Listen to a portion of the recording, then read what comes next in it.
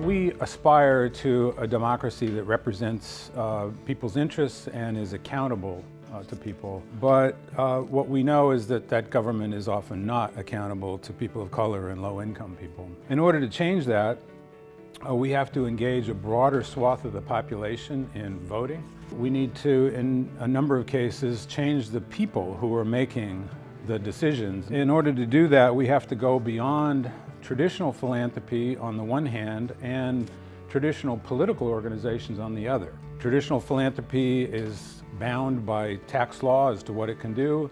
Political organizations want to get people elected, don't care much. The source of the problem is that the political environment has changed pretty dramatically over the past several decades. And we know that the rise of mega donors, the decline of labor unions, the decline of the political parties has all contributed to an environment that's much more responsive to money and less responsive to the public.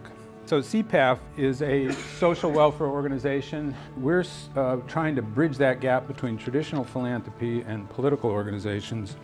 And our goal is to improve the human condition by increasing civic participation among people of color and low-income people. Our goals are increasing voter engagement among people of color, building up the organizations in the community that have relationships with those people, and winning elections. Virginia has elections every year. In this year, 2017, the governor, lieutenant governor, attorney general, and the entire House of Delegates were up for re-election or election. It's the only state where you can coordinate between the nonprofit sector and the political sector. In general, our funding can't be coordinated with candidates. We can have independent expenditures, but in Virginia we could coordinate. So we invested early because the money is needed early in elections. And we invested in Hampton Roads area, which is primarily African American, through an organization called the Black Leadership Organizing Collaborative, to try to strengthen that organization so it could build relationships and influence 2 House of Delegate seats. We retained